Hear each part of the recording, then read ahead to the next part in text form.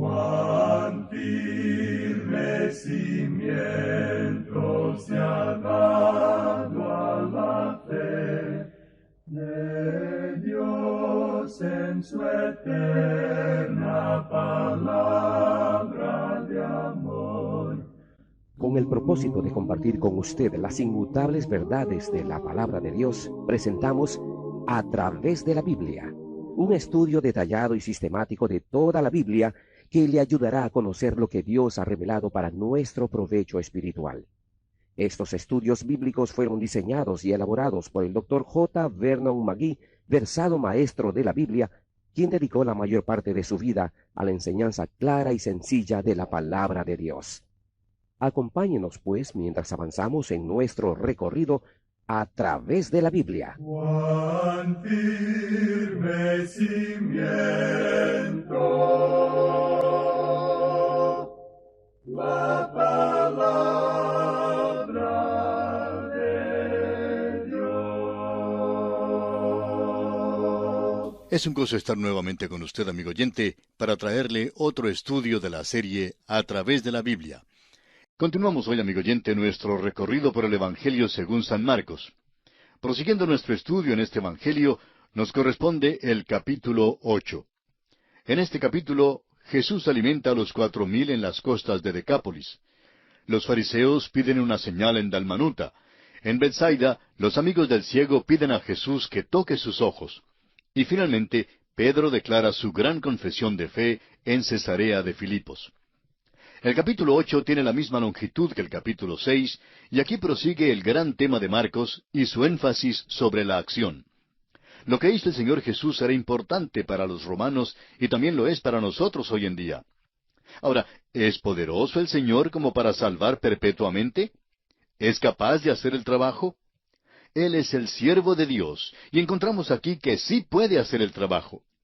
Consideremos, pues, el primer aspecto en este capítulo 8, y vamos a leer para ello los primeros 9 versículos.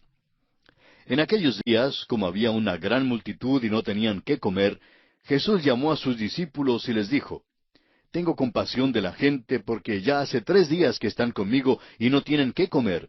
Y si los enviare en ayunas a sus casas, se desmayarán en el camino, pues algunos de ellos han venido de lejos.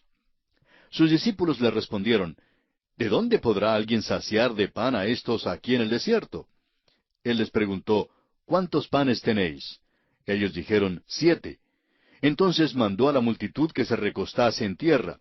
Y tomando los 7 panes, habiendo dado gracias, los partió y dio a sus discípulos para que los pusiesen delante. Y los pusieron delante de la multitud. Tenían también unos pocos pececillos, y los bendijo, y mandó que también los pusiesen delante. Y comieron y se saciaron, y recogieron de los pedazos que habían sobrado 7 canastas. Eran los que comieron como 4,000, y los despidió. Encontramos aquí en este capítulo que nuestro Señor viajó mucho, y no es que hubiera alquilado un automóvil de aquellos Hertz o Avis. No había buenas carreteras en los tiempos de Jesús. Así es que le tocó caminar. Aquella tierra es pequeña, pero cuando se reduce la velocidad a la de caminar, es una tierra bastante grande. Y Jesús viajaba caminando. Hay quienes creen que el milagro de la alimentación de los 4,000, el milagro que se menciona al comienzo de este capítulo, es una duplicación del milagro de la alimentación de los 5,000, y hasta lo pasan por alto. Esta ha sido la causa para que algunos digan que la alimentación de los 4,000 es el milagro despreciado.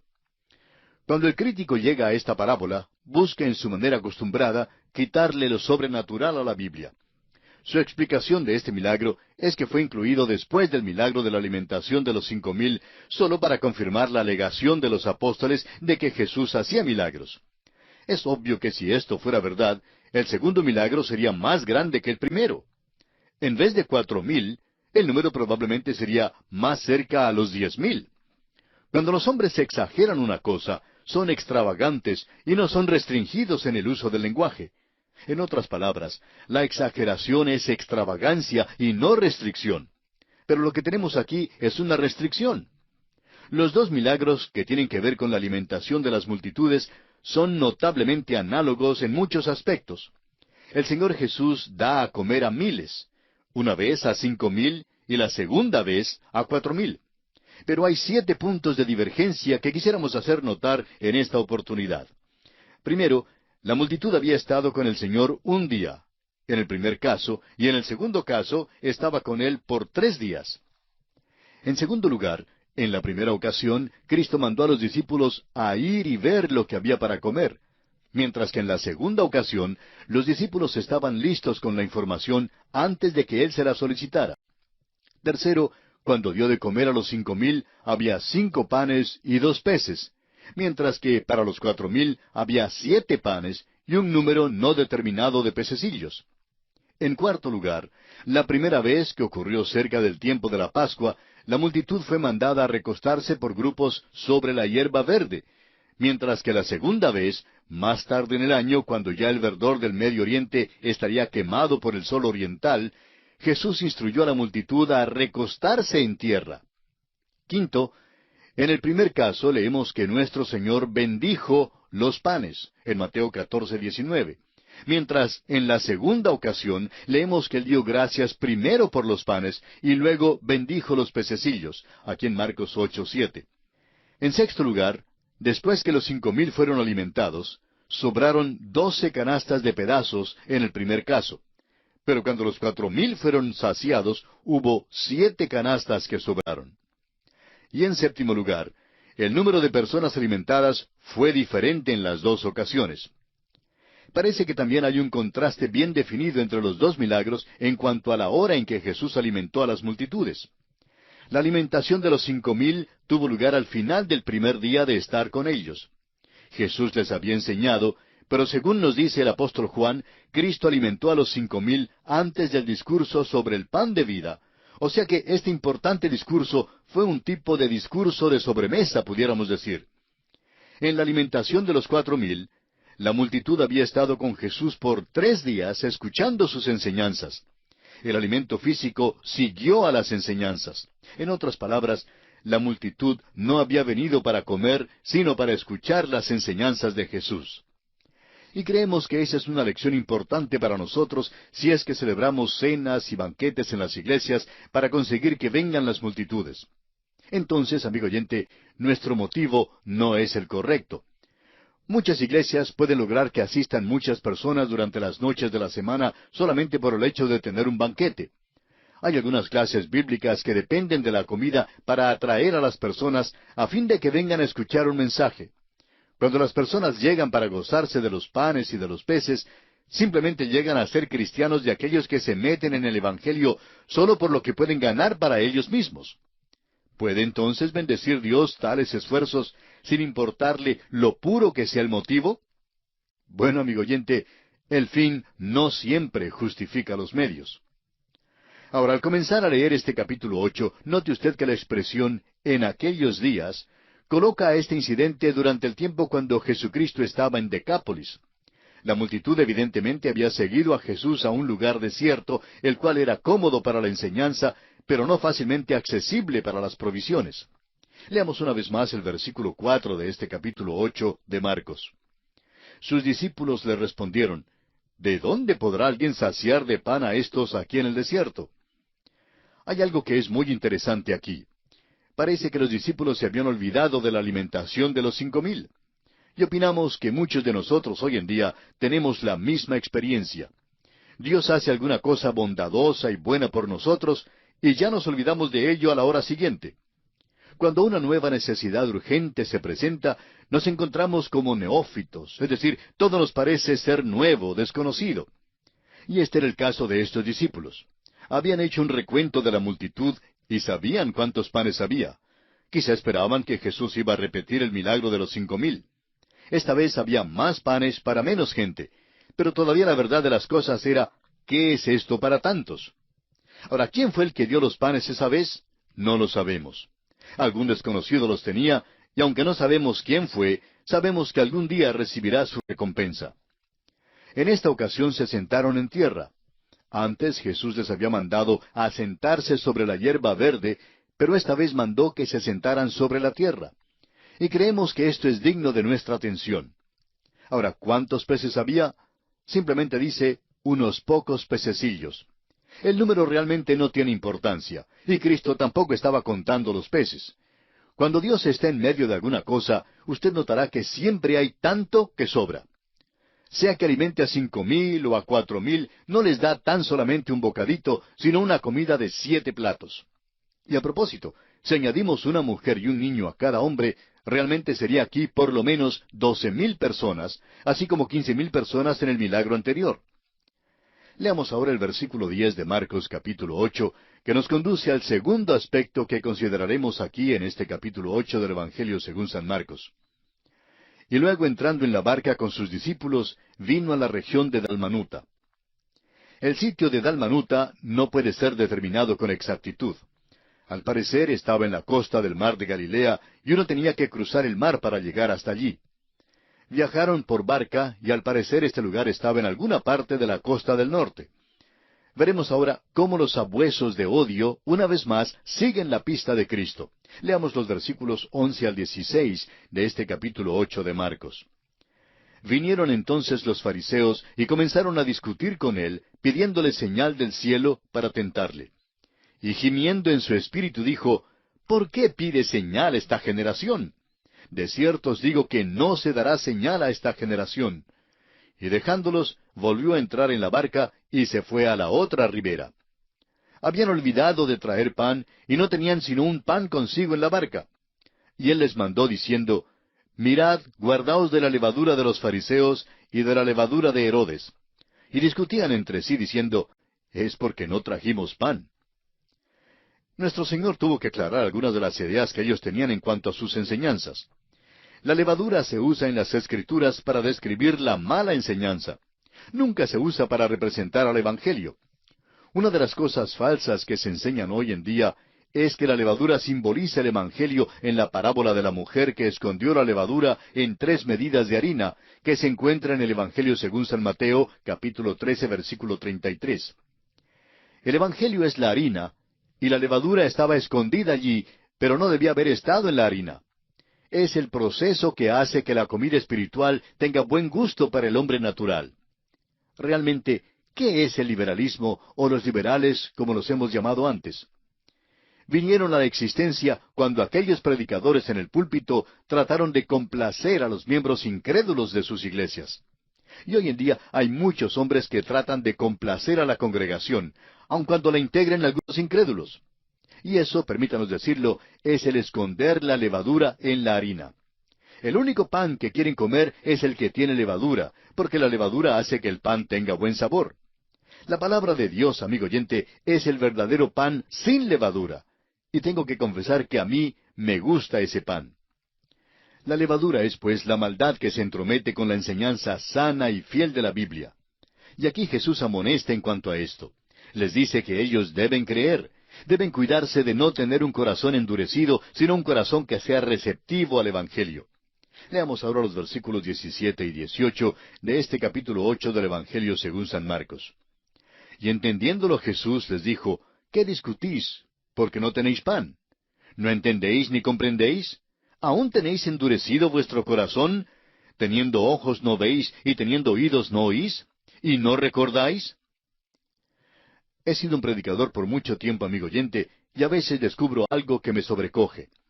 Hay ciertas personas que creo que saben la verdad espiritual, pero quienes realmente no entienden nada. Parece que no absorben nada de lo que han recibido. Hay también los que han estado estudiando la Biblia por muchos años y sin embargo no ven nada. Recuerde que estos hombres eran apóstoles de Jesús. Y los versículos 19 al 21 dicen, cuando partí los 5 panes entre 5,000, ¿cuántas cestas llenas de pedazos recogisteis? Y ellos dijeron, 12. Y cuando los 7 panes entre 4,000, ¿cuántas canastas llenas de los pedazos recogisteis? Y ellos dijeron, 7. Y les dijo, ¿cómo aún no entendéis? La palabra de Dios es el pan de vida. La palabra de Dios revela a Cristo. Debemos comer de Él y cuidarnos de la levadura. Creo que esto debe ser muy claro para nosotros en estas enseñanzas que Él da. De nuevo, estudiaremos la alimentación de la multitud cuando nos corresponde estudiar los evangelios de San Lucas y San Juan. Entraremos en más detalle entonces. Ahora el versículo 22 dice, vino luego a Bethsaida, y le trajeron un ciego, y le rogaron que le tocase. Aquí hay otro milagro extraordinario que hizo nuestro Señor. Accedió a su petición y tocó los ojos del ciego. Pero usted notará más adelante que Jesús sacó al ciego fuera del pueblo. Es posible que Betsaida, el lugar donde Cristo hizo muchos de los milagros, haya llegado a ser como Nazaret, el lugar donde ya no pudo hacer las grandes obras. Seguramente no había ningún valor medicinal en la saliva, pero el Señor la usó para aumentar la fe de este hombre. Vamos a leer esto para aprender la verdad espiritual que hay aquí para nosotros. Los versículos 23 al 26 dicen: Entonces, tomando la mano del ciego, le sacó fuera de la aldea, y escupiendo en sus ojos, le puso las manos encima y le preguntó si veía algo. Él, mirando, dijo: Veo los hombres como árboles, pero los veo que andan. Luego le puso otra vez las manos sobre los ojos, y le hizo que mirase, y fue restablecido, y vio de lejos y claramente a todos. Y lo envió a su casa, diciendo: No entres en la aldea, ni lo digas a nadie en la aldea. Sobre este lugar de Betsaida ya se había pronunciado el juicio que encontramos en Mateo, capítulo 11, versículo 21. Ahora hay algo en este milagro que queremos mirar con mucho cuidado. ¿Por qué usó Jesús este método? ¿No pudo haber abierto los ojos de este hombre igualmente como lo hizo en otras ocasiones? Claro que sí. Bien pudo haberle abierto los ojos al principio. Pero hay una lección aquí para el ciego y para nosotros. Hay 3 períodos en este caso. Primero, la ceguera. Al principio todos somos ciegos espiritualmente. Con el ciego podemos decir: habiendo sido ciego, ahora veo. Pero usted notará que el ciego solo tenía vista parcial. Y es Marcos quien nos cuenta de esto, pues Marcos es el que relata los milagros. En segundo lugar, la vista parcial. ¿No es esta la condición nuestra hoy en día? El apóstol Pablo en su carta a los Corintios, capítulo 13, versículo 12, nos dice: Ahora vemos por espejo, oscuramente, mas entonces veremos cara a cara. De vez en cuando recibimos cartas de los que nos dan a entender que tienen gran discernimiento espiritual. Se encuentran entre los que descollan sobre todos los demás, y a veces nos dicen que, según el pensar de ellos, allí es donde nos encontramos nosotros. Pero, amigo oyente, tengo que confesar que yo simplemente veo como por espejo, oscuramente. Hay tantas cosas que todavía no entiendo. Pero hay quienes no piensan así. Creen que saben todas las cosas que aún quedan por saberse. Esa es una de las calamidades en algunas iglesias hoy en día. Hay muchos miembros que nunca asisten la noche del estudio bíblico. ¿Y sabe por qué no van? Porque ya saben más de lo que sabe el pastor. Ahora, eso puede ser verdad. Pero lo trágico es que muchos creen que saben mucho más de lo que realmente saben. Sócrates, en su tiempo, declaró que él era el más sabio entre todos los atenienses. Eso, por supuesto, escandalizó a todo el mundo porque Sócrates era un hombre muy humilde. Le preguntaron entonces qué era lo que quería decir. Y él respondió: Pues ustedes saben que hay muchísimos atenienses que creen que saben algo, y yo sé que nada sé.